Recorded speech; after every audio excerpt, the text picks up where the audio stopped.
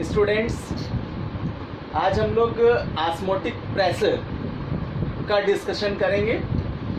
परासरण दाब क्या है और परासरण दाब ज्ञात करने की मेथड। मॉडर्न मेथड्स में बर्कले हार्टले प्रोसेस, जिसके द्वारा किसी विलेन का pure osmotic pressure find out कर सकते हैं, उसका अध्ययन करेंगे। तो first we discussed about osmotic pressure. हमने पढ़ा पिछली क्लास में कि व्हाट इज ऑस्मोसिस। जब कम सांद्रता वाले विलयन के अणुओं का प्रवाह अर्धपारगम्य झिल्ली की सहायता से अधिक सांद्रता वाले विलयन की ओर होता है, तो इस क्रिया को परासरण कहते हैं, ऑस्मोसिस कहते हैं। बट अब हम लोग आज बात कर रहे हैं यहाँ ऑस्मोटिक प्रेशर। परासरण दाब क्या है?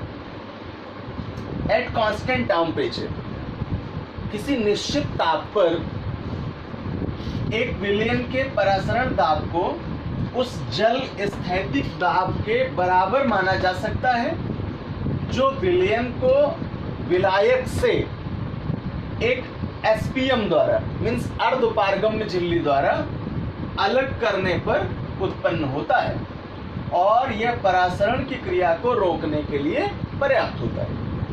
मैं एक तरह से कह लें कि सॉल्यूशंस का डिस्ट्रीब्यूशन भी होता है, तो इस प्रकार के प्रेशर को ऑस्मोटिक प्रेशर कहते हैं। सिंपल वे पर हम कह सकते हैं कि यहाँ ऑस्मोसिस प्रोसेस में लगी हुई एसपीएम पर क्रिएट फोर्स को ओपी से रिप्रेजेंट करते हैं, ऑस्मोटिक प्रेशर द्वारा प्रदर्शित करते हैं। The osmotic pressure of a solution at a particular temperature may be defined as the hydrostatic pressure, which is built up when the solution is separated from the solvent by a semi-permeable membrane, and which is just sufficient to stop the phenomenon of osmosis। यानी osmosis क्रिया को रोकने के लिए यह जो force है वो पर्याप्त होता है। परासरण दाब ज्ञात करने के लिए फॉर्मूला यूज करेंगे pi to V equals to N dot S T according to 1/2 rules, 1/2 equations. Formula find out किया था pi into V equals to N dot S T. यहाँ एस क्या है? सॉल्यूशन कांस्टेंट के रूप में, N T temperature, N number of moles osmotic pressure, and B volume of substance. Also used pi into B equals to N dot R D. R equals to are S equals to 0.0821 litre वायुमंडल प्रति degree प्रति मोल। So students, now we discussed Berkeley-Hartley process for the finding of osmotic pressure। परासरण दाब ज्ञात करने की Berkeley-Hartley विधि का discussion करेंगे। Modern method है और प्योर ऑस्मोटिक प्रेशर को इवेल्युएट किया जा सकता है। सबसे पहले इक्विपमेंट्स का आइडेंटिफिकेशन करा दूँ और इससे ही मेथड एक्सप्लेन कर लेंगे।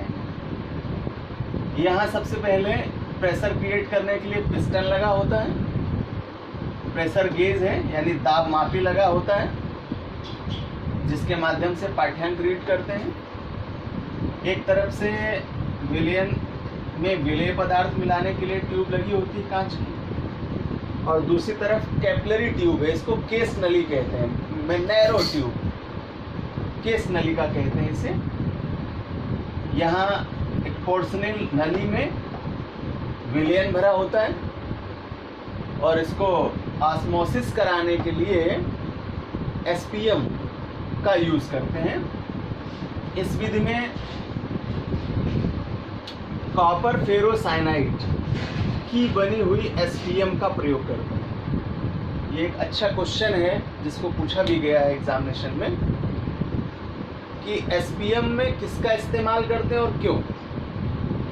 तो अर्धपारगम्य झिल्ली का इस्तेमाल करते हैं, एसपीएम का यूज़ करते हैं, जो कि कॉपर फेरोसाइनाइड की बनी होती है, Cu2 FeCN का होल्टेकन 6। इसलिए क्योंकि ये एसपीएम काफ़ी मजबूत होती है। चूँकि यहाँ इस प्रोसेस में पिस्टन से प्रेशर लगाते हैं, दाब क्रिएट करते हैं, तो इसके टूटने का और फटने का डर नहीं होता है, इसलिए कॉपर फेरोसाइनाइड की एसपीएम का उपयोग करते हैं। जबकि सामान्य झिल्लियाँ अधिक दाब लगाए जाने पर फट जाएं या टूट जा सकती हैं, जिसके कारण हमारा पूरा एक्सपेरिमेंट रिजल्ट नहीं दे पाएगा। देन ये सॉल्वेंट सब्सटेंस है और यहाँ सॉल्यूशन को पास आउट करने के लिए एक मेटेलिक जैकेट को जोड़ देते हैं। यानी हम अगर इनका डिस्ट्रीब्यूशन करें तो पात्र ए लिख सकते हैं और पात्र बी लिख सकते हैं। पोर्सिलिन नली में शुद्ध विलायक भरते हैं, प्योर सॉल्वेंट भरते हैं, और केस नली में द्रव चढ़े हुए द्रव का तल नोट कर लेते हैं। धीरे धीरे जैसे ही ऑस्मोसिस की क्रिया प्रारंभ होती है तो कम सांद्रता वाले विलयन के अणु अधिक सांद्रता वाले विलयन के अणुओं की ओर एसपीएम की मदद से अभिगमन करने लगते हैं, यानी ऑस्मोसिस की प्रोसेस प्रारंभ हो जाती है। तो जैसे ही ऑस्मोसिस प्रारंभ होगी, इस कैपिलरी ट्यूब में भरा हुआ जो लिक्विड है उसका लेवल डिक्रीज करने लगेगा, कम होने लगेगा। ऐसी स्थिति में इस लगे हुए पिस्टन द्वारा प्रेशर को क्रिएट करते हैं और इतना कि द्रव का तल ऊपर जा कर के कैपिलरी ट्यूब में स्थिर हो जाए और यहाँ लगे हुए प्रेशर गेज से यानी दाब मापी के माध्यम से पाठ्यांक को नोट कर लेते हैं। इस प्रकार प्राप्त पाठ्यांक के आधार पर ऑस्मोटिक प्रेशर की शुद्ध वैल्यू को according to formula find out किया जा सकता है। और ऑस्मोटिक प्रेशर के लिए फार्मूला यूज करेंगे pi into B equals to N dot S T and S equals to solution constant. और इस प्रकार हम सबस्टेंस का परासरण दाब शुद्धतम रूप में इस विधि द्वारा ज्ञात करते हैं।